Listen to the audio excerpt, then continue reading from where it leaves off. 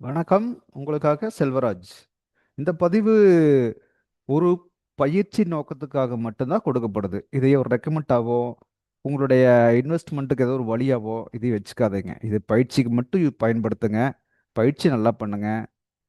அதை வச்சு நீங்கள் ட்ரேட் பண்ணலாம். இதையே ரெக்கமெண்டாக எடுத்துக்காதீங்க. வாங்க வீடியோக்குள்ளே போகலாம். கோல்டு இன்று கோல்டு இன்னைக்கு என்ன நடந்திருக்கு அப்படின்னு பார்க்கலாம்.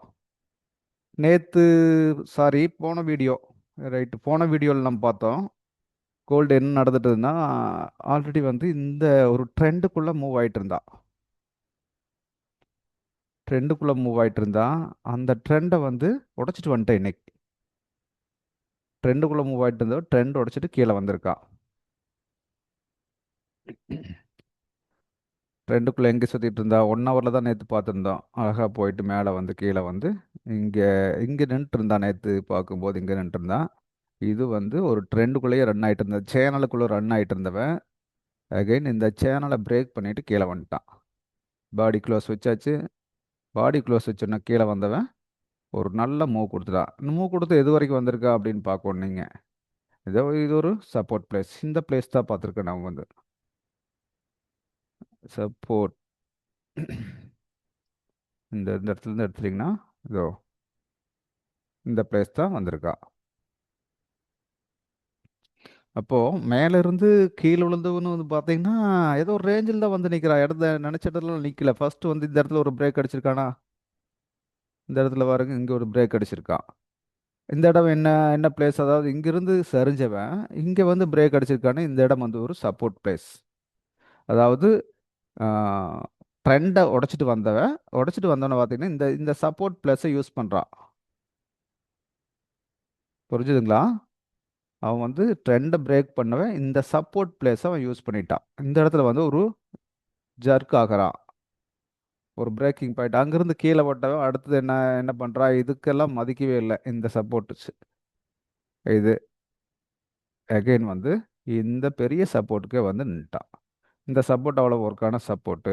ஏன் அப்படி இது சொல்கிறோம் அப்படின்னு கேட்டிங்கன்னா, இங்கே பாருங்க, இது 1 ஹவரில் எடுத்திருக்கோம். இங்கே ஒரு ரெக்டாங்கிள் போட்டுக்குவோம். கனெக்டிங் எத்தனை கனெக்டிங் ஆயிருக்குன்னு பாருங்க. இது அப்படியே மல்டி கனெக்டாக இங்கே எடுத்திருக்கு. அப்போ இது சப்போர்ட்டாக ஒர்க் ஆகுது. அவ்வளோ கனெக்ட் இருக்கும்போது சப்போர்ட்டாக ஒர்க் ஆகுது. பார்த்துக்குங்க, ஒரு கனெக்டிங் சப்போர்ட் எடுத்துருக்குது. இந்த இடம் பூரா, இந்த இடம், இந்த இடம் வந்து ஒரு கன்சல்டேஷனாக இருக்குது. கிட்டத்தட்ட எத்தனை நாள், 2 3 நாள் ஆயிருக்கு. 17 18 19 20ஆம் தேதி வரை கன்சல்டேஷன் ஆயிருக்கு. அப்போது 20ஆம் தேதி வரைக்கும் ஆனது வந்து லோ உடைக்கல. ஒரு ரேஞ்சிலேயே நின்றுட்டு ட்ராவல் பண்ணிட்டு அப்புறம் மேலே போயிருக்கா. அப்போ இது ஒரு ஸ்ட்ராங்கான சப்போர்ட்டு அப்படின்னு சொல்லலாம். இங்கே இங்கே என்ன பண்ணியிருக்கான், இங்கே ஒரு 2 3 நாளை வந்து பார்த்தீங்கன்னா அப்படியே இப்படி மேல் நோக்கியே போயிருக்கான். இங்கே வந்து பார்த்தீங்கன்னா இது ஒரு இடத்துலையே கன்சல்டேஷன் ஆயிருக்கு ஒரு பாக்ஸுக்குள்ள. இது பாருங்க அப்படி இப்படி மேலே ரைஸ் ஆயிட்டே போய் கன்சல்டேஷன் தான். இது எப்படி கன்சல்டேஷன் சொல்கிறோம், பெருசாக ஐ ஒன்றும் பெரியலாம் அளவுக்கு வைக்கல. அப்படியே பக்கம் பக்கமாக கொஞ்சம் வச்சு ஐ உடைக்கிறது, அப்புறம் அதையும் உடைக்க முடியாமல் அப்படி இப்படி பெருசாக மேலே போகிறக்கு ஒரு இன்ட்ரெஸ்ட் இல்லாத ஒரு மொமெண்ட் இங்கே. இப்போ அது வந்து பார்த்தீங்கன்னா அப்படியே கிராஜுவலாக மேலே போயிருக்குது, அவ்வளோதான். அப்போ இதுவுமே வந்து கன்சல்டேஷன்னா கன்சல்டேஷன் தான். மார்க்கெட் மேலே போன மாதிரி தெரியுது, ஆனால் கன்சல்டேஷன் பெரிய மூமெண்ட் கொடுக்கல. இங்கேயும் சேம் அதே தான் நடந்திருக்குது. இதோ கொஞ்சம் ஒரு ஐ உடைச்சிருக்குது, ஆனால் இதெல்லாம் கன்சால்டேஷன் தான் நடந்திருக்கு. இங்கே ஒரு பெரிய மூமெண்ட் கிடையாது, கன்சால்டேஷன் நடந்திருக்குது. அதே தான் இங்கே நடந்திருக்குது. அப்படி பிரித்து பார்க்கணும். இது ஒரு வகையான மெத்தட் நடந்திருக்குது, இது ஒரு வகையான மெத்தட் நடந்திருக்குது. இப்போ வந்து ரெண்டுமே கன்சால்டேஷன் தான். அந்த கன்சால்டேஷன் முடிஞ்சு அடுத்த ரேஞ்ச் எங்கே வந்திருக்கா, சப்போர்ட். அப்போ இந்த பிளேஸ் அவன் வந்து சப்போர்ட்டாக யூஸ் பண்ணிட்டான். இங்கே வந்து மார்க்கெட் நின்றுருக்கு இப்போ. புரிஞ்சுதுங்களா?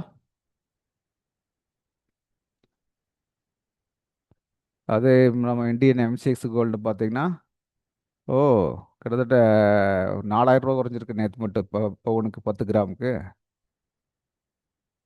அப்போ இன்னைக்கு டுடேக்கு கீழே இருக்கிறதுனால இன்னும் நல்லா கீழே வர்றதுக்கு வாய்ப்பு இருக்குது. இன்னைக்கு கீழே வருமா, இந்த இடம் சப்போர்ட் பிளேஸ். சப்போர்ட் பிளேஸில் என்ன வந்து தேங்கியிருக்கான். அடுத்தது வந்து சப்போர்ட் உடைக்கிறானா, ட்ரெண்டு ஓவரால் பை ட்ரெண்ட் அதையும் மனசில் வச்சுக்கோங்க. பை ட்ரெண்ட் இன்னும் மாறல. இது டே கேண்டில். டே கேண்டில் வந்து பார்த்தீங்கன்னா அழகாக வந்து ஒரு சப்போர்ட் தான் நின்றுருக்கான். மேலே போயிட்டு இருந்த இடம் வந்து ஒரு சப்போர்ட்டாக யூஸ் பண்ணியிருக்கிறான். இங்கேருந்து மேலே போய் கீழே வந்து ஒரு சின்ன கன்சல்டேஷன் நடந்து மேலே போய் அங்கே அந்த பிளேஸ்க்கு வந்து நின்றுருக்கான். பட் இங்கிருந்து ரிவர்ஸ் ஆவானா இல்லை அடுத்த லெவலை இந்த லெவலை பிக் பண்ணுவானான்னு பார்ப்போம். ஆட கோடு கூட நேர் வர மாட்டேங்கிறான். இந்த கோட்டுக்கு தான் இது யூஸ் பண்ணுறது நாம. இந்த லைனை ட்ரெண்ட் லைனை யூஸ் பண்ணுறோம். இது அடுத்த லெவல் இந்த இந்த லைனு அப்படி வந்து வந்து முடியணும். பார்க்கலாம் மார்க்கெட் என்ன நடக்குது. ஃபர்தராக ஃபாலோ பண்ணலாம். அடுத்த பதிவில் நாளைக்கு எப்படி நடக்குது அப்படிங்கிறது பார்ப்போம். இந்த பதிவு உங்களுக்கு பிடிச்சதுன்னா சப்ஸ்கிரைப் பண்ணுங்கள், லைக் பண்ணுங்கள், கமெண்ட் பண்ணுங்கள். இந்த வீடியோ எப்படி இருக்குது, உங்களுக்கு ஏதாவது டவுட் இருந்தால் கமெண்ட் பண்ணுங்கள், பதில் சொல்கிறேன். ஃப்ரெண்ட்ஸுக்கு ரெஃபர் பண்ணுங்கள். வீடியோ ஸ்கிப் பண்ணாமல் பார்த்து பழகுங்க. இது வரைக்கும் வீடியோ பொறுமையாக பார்த்ததுக்கு ரொம்ப நன்றிங்க.